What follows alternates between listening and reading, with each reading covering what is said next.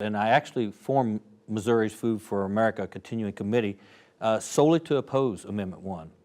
Because I served in the legislature for 10 years, and if someone would have told me that this legislature would vote to allow foreign corporations to own our farmland, and then on the heels of Smithfield being bought out by a Chinese corporation, which now owns 27% of the pork produced in this country and 50,000 acres of Missouri farmland, I wouldn't have believed you. And then on the heels of that, Amendment 1 shows up.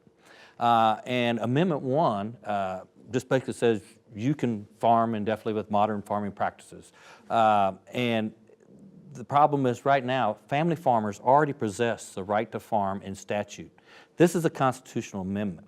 And these foreign corporations can hide behind the personhood, if you will, the Supreme Court decision that was made a year or so ago, and now they are a person, and we will be transferring our rights that family farmers already now enjoy to these foreign corporations constitutionally. And I think it concerned me very much that they could go back into court and say, hey, we're a farmer. I know you have a cap in Missouri on the amount of farmland that can be owned by a foreign corporation, but we have a constitutional right to do as we choose as a farmer. And so these things will be decided in the court. And I think this was just so egregious that I thought I had to become very involved again.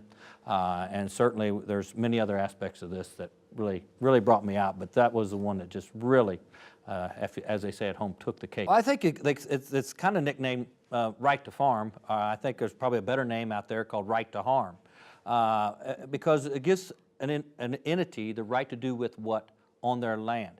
And I think the things that really set people aback is, you know, all the things that we have in statutes, this is a constitutional amendment. And when I served in the legislature, I served with the constitutional attorney, Representative Byrd, God rest his soul. He's passed on now, but he always would come in and say, the Constitution trumps all.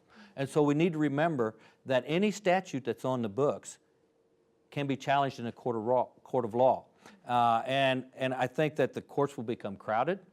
This amendment is so vague that it's going to be, the courts are going to make those decisions. And I tell folks, you know, if you're worried about your rights, one of the rights I held most sacred was saving my own seed. And that right was taken away by a court decision, Pioneer versus Monsanto. And so we need to make sure we have our local governments in control and our legislature in control. And this constitutional amendments, the only entities that will be left that can regulate agriculture will be first-class counties with a charter form of government, and that's the cities as we know it. And Senator Justice wanted to make sure she protected her area of Kansas City, so she got those areas excluded because the state hands out specific rights to the counties for governance, and those will be taken away.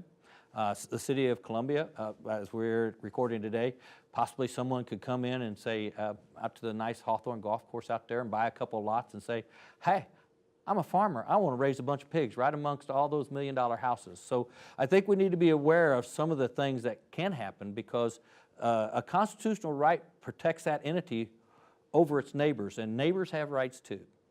Right. That's what we say. It's like one segment of the population's rights against another segment of the population's rights. And to enshrine something like that is so unfair to just a part of our people that live in Missouri when we're talking about the people who actually live here, but even, you know, these foreign corporations, when we're talking about putting that into our Constitution, it's pretty egregious. So, yeah, take the cake, as Wes says.